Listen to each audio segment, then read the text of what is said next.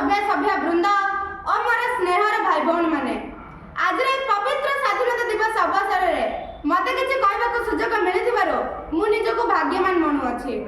माँ माँ बोली केते मु डाकिली माँ को पाइली नहीं, भाई भाई बोली केते मु डाकिली नदेले उत्तर केही, खोजिले अरण्य बिला समाचार खोजिली बारधी तट, सर्वत्र देखिली माता पाद चिन्ह नहले मातार भेट। ओडिया जातिर कुलवृद्ध ओडिशार उत्कल गौरव मधुसूदन दासଙ୍କ ଏହି कविता पंक्तिରୁ ଜଣା ଯାଏ ଯେ ଆମ ଦେଶ ବିରାଟ ଭାରତ ଭୂଖଣ୍ଡ ବହୁ ବର୍ଷ ଧରି ନାନା ଶାସକଙ୍କ ଦ୍ୱାରା ଶାସିତ ହୋଇ ଆସିଥିଲା।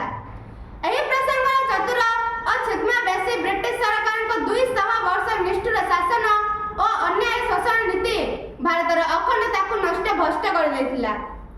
ଫିରିଙ୍ଗି ସରକାର ନାନା ଷଡ଼ଯନ୍ତ୍ର କରି ଭାରତର ଅର୍ଥନୀତିକୁ ନଷ୍ଟ କରିଦେଲେ। आम देशर चाषी बुणाकार और अन्य शिल्प मानक बेकार करने सह बहु धन संपत्ति छड़ाई नेले।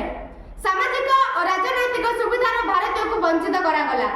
हजार हजार भारतीय रोजगार न पाए अनाहार मृत्युवरण कले। तेबे से जहा हो उग्र जातीयतावाद और एकतार राहारो जन्म नेला बहुमुखी स्वाधीनता संग्राम और विप्लव। भारतीय मानक मध्य स्वाधीनता मनोभाव जन्म नेला सशस्त्र स्वाधीनता संग्राम।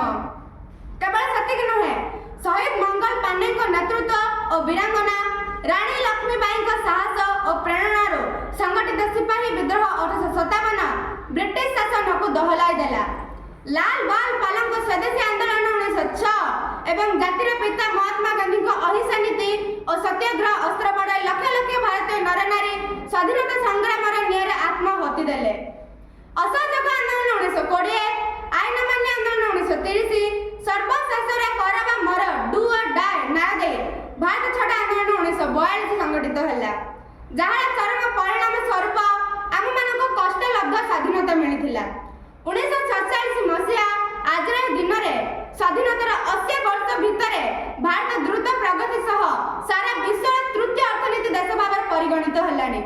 भोकाल फॉर लोकल, आत्मनिर्भर भारत एवं एक भारत श्रेष्ठ भारत नारा दे सबका साथ, सबका विश्वास, सबका प्रयास और सबका विकास मंत्र ने भारत प्रतिरक्षा, कृषि, विज्ञान और कृत्रिम बुद्धिमत्ता सह सर्वोपरि समाज अर्थनीति क्षेत्र में सामग्रिक भाव सफलता हासिल पाइछि।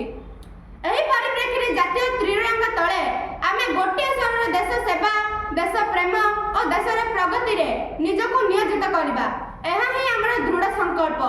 एतिक कहि मो वक्तव्य शेष करछि। जय हिंद, वंदे मातरम।